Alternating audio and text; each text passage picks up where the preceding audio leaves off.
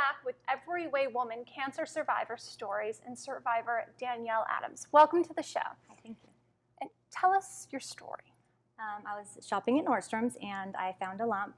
So I went home and had my husband. Well, rewind. You were in the dressing room of an Nordstrom. Yes. I was in the dressing room of I had a gift card for Christmas, so I went to get some new lingerie. And I was just adjusting myself and I felt a lump that I had never What did you think when you felt that? Oh, that's weird.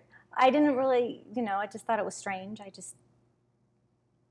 was new. Especially because you're so young. Yeah. Right. How old were you? 37.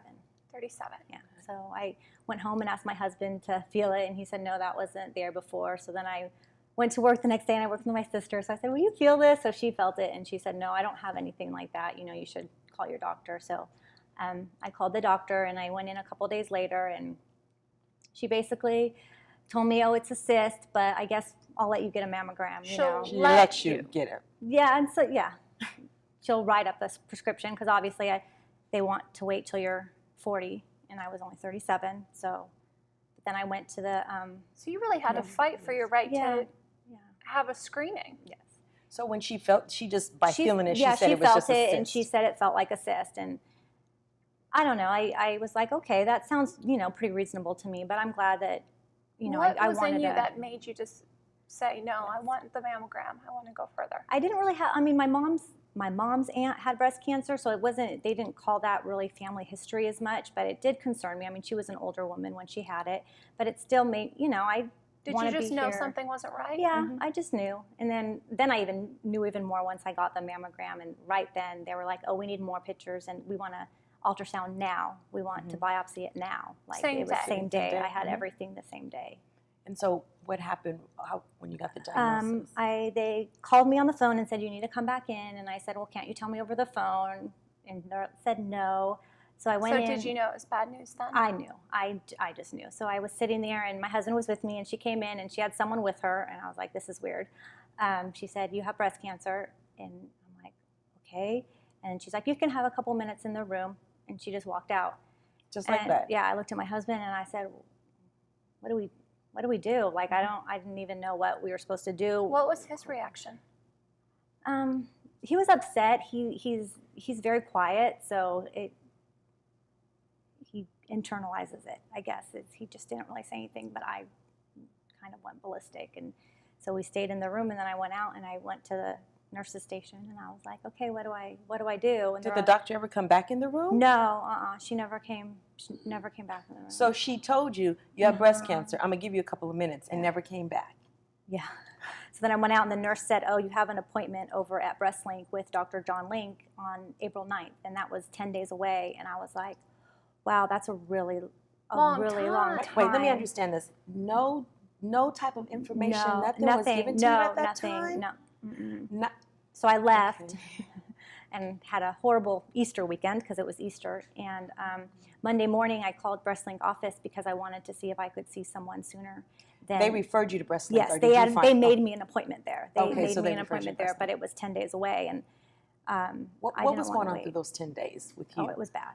But I did get in actually 2 days later on the Monday to see Dr. John West. When you say it was bad, it was bad.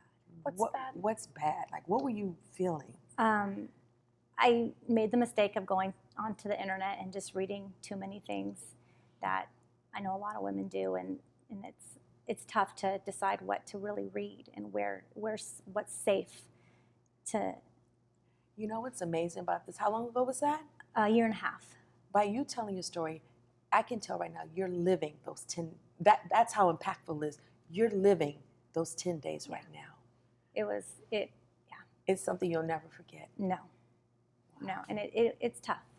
It's tough, but I just want everybody to know to, be an advocate for themselves and to make sure that they get what they need from their doctors. Did you get what you needed from BreastLink? Absolutely.